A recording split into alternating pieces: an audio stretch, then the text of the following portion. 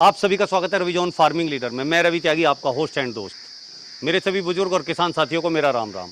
तो किसान साथियों, आज हम आप सभी की मांग पर फिर आ गए हैं शेखर चौहान के फार्म पर, जहां हम जानेंगे कि आज की तारीख में जो है सूअर पालन का क्या भविष्य है और क्या ग्रोथ है। तो चलिए जानते हैं। भुला दे डर, भुला दे डर, कुछ अलग कर। कुछ अलग कर। किसान साथियों, हमारे चैनल को सब्सक्राइब करें और घंटी के बटन को जरूर दबाएं।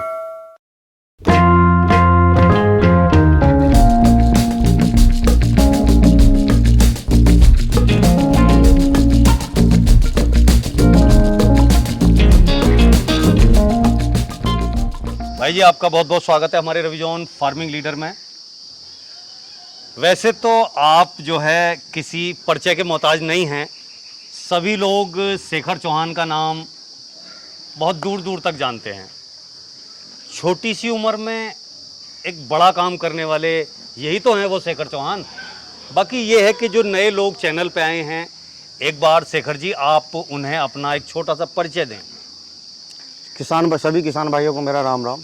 मैं शेखर चौहान, ग्राम खिलवाई, डिस्ट्रिक्ट हापुड़, उत्तर प्रदेश का रहने वाला हूं, जो कि वर्ष 2013 से फार्म चला रहा हूं। तो शेखर जी, जैसे कि आपने बहुत ही छोटी अवस्था में ही फार्मिंग के क्षेत्र में कदम रख दिया था जी, और पिग फार्मिंग में आपने बहुत से उतार चढ़ाव देखे हैं, समस्याएं भी देखी हैं और ग्रोथ भी देखी है। तो जो आज का टाइम चल रहा है उसमें आप जो है ये पिगरी के क्षेत्र को किस नज़र से, कौन से चश्मे से देखते हैं? देखिए कोरोना काल के बाद जी, पिगरी में वो इंटरेस्ट आया है जो कि उससे पहले नहीं था। जैसा कि कोरोना काल से पहले 120 रुपये पर केजी जानवर बिक रहा था। बिल्कुल बिल्कुल। आज के समय में 145 रुपये पर केजी बिक रहा है।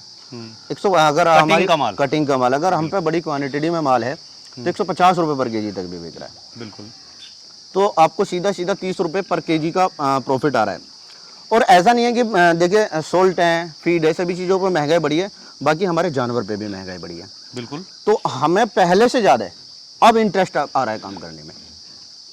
तो आज की तारीख में जो है, आज आपके फार्म पे कितना जानवर है? अभी मेरे फार्म पे 300 जानवर हैं जी। 300 प्लस ही हैं जो छोटे एनिमल लगा के, बाकी 300 अभी फ़िलहाल ग्रोथ में है। अच्छा, 300 जानवर इस टाइम हैं जी। और जो आपकी मदर ब्रीड है, जी, वो मदर ब्रीड जो है कितने पीस हैं? वो कितने आपने रखे हुए हैं इन 300 में? मदर ब्रीड 60 है। 60 फीमेल है मेरे पास। 60 फीमेल जो आप उनसे आगे ब्रीडिंग करते हैं और अपने फार्म को आगे बढ़ाते हैं डिलीवर के लिए हैं जो। डिलीवरी के लिए। जी। तो शेखर जी, जैसे कि देखो, एक बात है, आपने एक बात कही कि वो 120 का रेट था, आज 145 है। अगर क्वांटिटी में माल है तो 150 तक भी मिल जाते हैं। 150 तक बड़े आराम से मिल तो जाता है। ये क्या कारण रहा कि अब जो है रेट इतने अच्छे मिल रहे हैं और पीछे जो है रेट कम था? देखिए क्या है कोरोना काल जब आया है तो हमें कुछ सिखा कर भी गया है। जी। पहले जो लोग थे, जो व्यापारी थे, सिर्फ वही आसाम जाते थे। लेकिन कोरोना काल में जब किसान परेशान हुआ है तो वो आसाम तक पहुंचा है। उसके बाद हमें ये रेट 150 रुपये के जी, 145 रुपये के जी, उसके बाद हमें ये रेट मिला। तब हम वहाँ तक पहुँच गए हैं। अच्छा, मतलब आप जो है सीधे आसाम तक अपना माल पहुंचे। भेजने जब सारी चीज़ हमने जानकारी ले ली है तब जाके हमें ये रेट मिला है। हाँ, तो जो बीच में जो एक दलाली की कहो या जो एक बीच में कमीशन की दीवारी, वो टूट गई, वो खत्म हो चुकी है। और वो पर्दा जो था वो पर्दा खत्म हो गया और आपको जो अच्छे रेट मिलने अभी लगे। कुछ फार्मर, अभी कुछ छोटे फार्मर हैं ऐसे जो भी अभी इस लाइन में पिस रहे हैं, उन्हें भी आना चाहिए। हाँ, ये आपने अच्छी बात कही। मैं भी वहीं जाने वाला था कि कई बात क्या हो रहा है कि कुछ फार्मर नए फार्म खोलते हैं और जो फेल हो जाते हैं। उनका कारण क्या है, या उन्हें आप क्या सलाह देना चाहेंगे, या ऐसा कुछ होने से बचाने के लिए आप क्या कहना चाहेंगे? कि लोग कहते हैं कि भाई नहीं, नेगेटिविटी फैल जाती है कि नहीं यार ये काम तो जो है बेकार है। देखिए ये जो नए फार्मरों को फेल करना, ये भी एक जो पुराने फार्मर हैं उन लोगों की रणनीति है। अच्छा। उन लोगों की बहुत बड़ी रणनीति ये है, जब फार्मर न्यू फार्मर को सही से गाइड नहीं करेगा तो फार्मर कैसे सक्सेस हो पाएगा। जब उसे यही नहीं बताएगा कि कंस्ट्रक्शन किस तरह करना है, माल किस तरह करना है, या लैंड का हमारा सिलेक्शन कहाँ होना है, कितनी दूरी पर होना है, फीडिंग में क्या देना है, किस टाइम पे कैसे देना है, ब्रीड का सिलेक्शन कहाँ देना है, कौन से क्षेत्र में कौन सी ब्रीड सक्सेस है, बिल्कुल काफ़ी सारी चीज़ें हैं। जब हमें यही नहीं पता होगा तो फार्मर के फेल होने के 100% चांस है। दूसरी चीज़, जब हमें इसके बारे में नॉलेज नहीं होगी पिगरी को किस तरह से कवर करना है, तो हमारा फेल होना जायज़ सी बात है। सबसे पहली चीज़ है कि हमारा ब्रीड सिलेक्शन, दूसरी चीज़ है हमारा लैंड सिलेक्शन कि हमारा लैंड किस जगह पे है। और जैसे कि जिस जगह जो क्षेत्रफल होते हैं, जैसे कि सपोज करो उत्तराखंड है या झारखंड है, मतलब जहाँ भी जैसी जलवायु है उसी के हिसाब से ब्रीड का सिलेक्शन होना चाहिए। हाँ, वो वहाँ सरवाइव करने वाली ही ब्रीड अगर पाली जाएगी तो अच्छा रहेगा, तो सक्सेस होगा जी। दूसरी चीज़, सबसे पहली चीज़ ये है कि लोगों को इसके बारे में जानकारी होना। अगर हमें यही नहीं पता है कि किस जानवर को कितना फीड देना है, किस टाइम पे कौन सा मेडिसिन देना है, किस तरीके से डिलीवरी होनी है, तो हम कैसे सक्सेस हो पाएंगे। दूसरी चीज़, फार्मरों ने क्या कर रखा है, अपनी जेबें भरने के लिए फार्मरों को इतनी बुरी तरह से काटते हैं कि उन्हें यही नहीं देखते हैं, यही नहीं बता पाते हैं कि किस तरीके से क्या करना है। सिर्फ उन्हें अपनी पड़ी है। अरे भाई दूसरों को भी तो देखो, जब दूसरा नया फार्मर लाइन में घुस रहा है तो उसे भी तो देखो, उसे भी तो सक्सेस होने दो। और फिर दूसरी बात है कि माल की मांग इतनी है कि अगर जितनी हम जो फार्मिंग कर रहे हैं, पिग फार्मिंग जितने कर रहे हैं, उससे भी अगर 4 गुने ज़्यादा बढ़ जाएं तब भी वो माल का पूरा नहीं पड़ सकता। इसकी डिमांड अभी भी इतनी है कि लोगों पे ऑर्डर पूरे नहीं हो रहे हैं। अभी थोड़ा सा गर्मी की वजह से थोड़ा सा स्टॉक हुआ है, थोड़ा सा मतलब गर्मी की वजह से थोड़ा सा रुका हुआ है, ये जून चलेगा। बाकी इसकी इतनी डिमांड है कि लोगों से डिमांड पूरी नहीं होती। किसी के पास 100 हो, 200 हो, 500 हो, तुरंत टूट जाते हैं पीस। भाई हैंड कैश, सारा कैश होता है। हाँ बिल्कुल, कोई इसमें वो तो है ही कैश काम है सारा। एक चीज़ और मेरे जहन में आई कि अभी जैसे कि लोग इस काम को करते हैं और करने के बाद उनके सामने कुछ कुछ दिक्कतें आ जाती हैं, तो उन दिक्कतों से बचने के लिए या उनसे लड़ने के लिए आप उन न्यू फार्मरों को क्या कहना चाहेंगे? जो भी न्यू फार्मर है उसके लिए सबसे पहला पॉइंट ये है कि सबसे पहले फार्म खोलने से पहले अच्छी तरह से सलाह ले या ट्रेनिंग ले कहीं पे। हाँ। क्योंकि सबसे आज के समय में मेडिसिन और दवाइयाँ सारी इतनी चीज़ें इतनी इम्पोर्टेड हो गई है कि ट्रेनिंग लेना बहुत ज़रूरी हो चुका है। जी। ट्रेनिंग से क्या है कि हमें ये पता चल जाता है कि हमें जानवर को किस तरह से हैंड ओवर करना है, कवर किस तरीके से करना है, किस तरह से जगह बनाए। कम से कम भी 20 टॉपिक है जो सारे यहाँ पे नहीं बताए जा सकते, बाकायदे बिल्कुल सेपरेट करके ही बता सकते हैं, ऐसे नहीं बता सकते कि हमें किस तरीके से क्या करना है। तो ट्रेनिंग होना भी बहुत ज़रूरी है।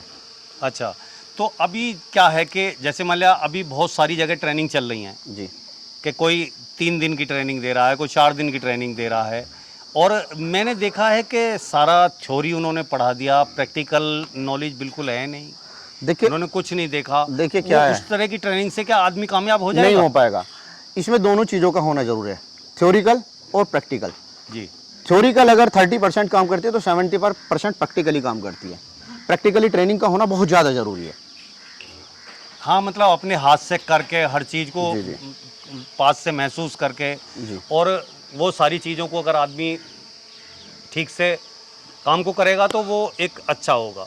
जी दूसरी बात एक और भी है शेखर जी, हम और आप तो इसमें तो घुल गए हैं माहौल में।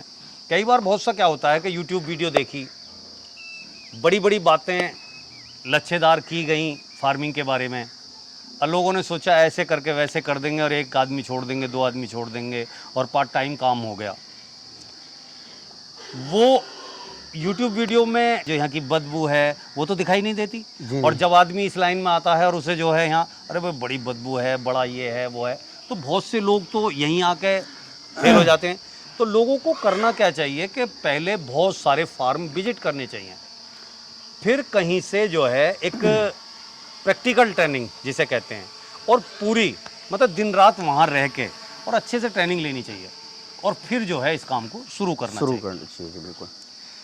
तो शेखर जी, और आप अपनी जो ये पिग फार्म की जर्नी है उसके बारे में क्या कहना चाहेंगे? देखिए मैं पिछले 8 सालों से इस काम को कर रहा हूँ जी। जब मैंने फार्म की शुरुआत की थी तो मैंने 8 फीमेल से की थी जी। और आज मेरे पास में 300 प्लस एनिमल हैं और इस बीच में 8 वर्ष के बीच में मुझे खुद भी नहीं पता कि मैंने कितने एनिमल अभी तक मैं सेल कर चुका हूँ। जी। इस बात का मुझे खुद भी नहीं पता है। अभी जैसे कि आप सेल कर रहे हैं, सारा कुछ आप देख रहे हैं, कर रहे हैं, तो जो हमारे नए जो किसान भाई हैं जो पिग फार्मिंग में आना चाहते हैं या वो कुछ ऐसा करना चाहते हैं, उनकी किस तरीके से आप हेल्प कर रहे हैं? हेल्प हम इस तरह से कर रहे हैं, अगर कोई आना चाहता है, विजिट करना चाहता जी। है, फार्म विजिट भी कर सकता है। और दूसरी चीज़ ये है कि कोई हमारे यहाँ पे आके ट्रेनिंग लेना चाहता है, ट्रेनिंग भी ले सकता है। हम प्रॉपर तरीके से सिखाते भी हैं, 1 हफ्ते रख करके रहन सहन सारा रख रखाव कर करके उसे यहाँ पे सिखाते भी हैं। भाई वो जो रहने का, खाने का, वो सारा इंतजाम आपके पास है? सारा इंतजाम हमारे पास है। और हम 30% खाली थ्योरिकल कराते हैं, 70% प्रैक्टिकली ट्रेनिंग कराते हैं। अच्छा, मतलब वो यहाँ पे रह के सारे काम को देखें, करें अपने हाथ से और जब सारी चीज़ें वो करते हैं। बिल्कुल जी। तो शेखर जी, आपने पिग फार्मिंग के बारे में इतनी अच्छी जानकारी दी, उस जानकारी देने के लिए मैं और जो मेरे किसान भाई सामने से देख रहे हैं उनकी तरफ से मैं आपका बहुत बहुत धन्यवाद करता हूं। तो किसान साथियों, आपने शेखर जी से इतनी अच्छी जानकारी ली। आपने ये भी जाना होगा कि आज जो रेट है, और मैंने जो भी कुछ जाना है इस क्षेत्र में, तो ये है कि आज जो हमारे सूअर का जो रेट है वो इतना महंगा हुआ है और इतना अच्छा हुआ है कि कभी नहीं रहा। शेखर जी ने बताया कि 145 से 150 तक का रेट हमें मिल रहा है। तो साथियों, ये मेरी छोटी सी कोशिश अगर आपको अच्छी लगी हो तो वीडियो को लाइक करें, शेयर करें, चैनल को सब्सक्राइब करें और घंटी के बटन को ज़रूर दबाएं।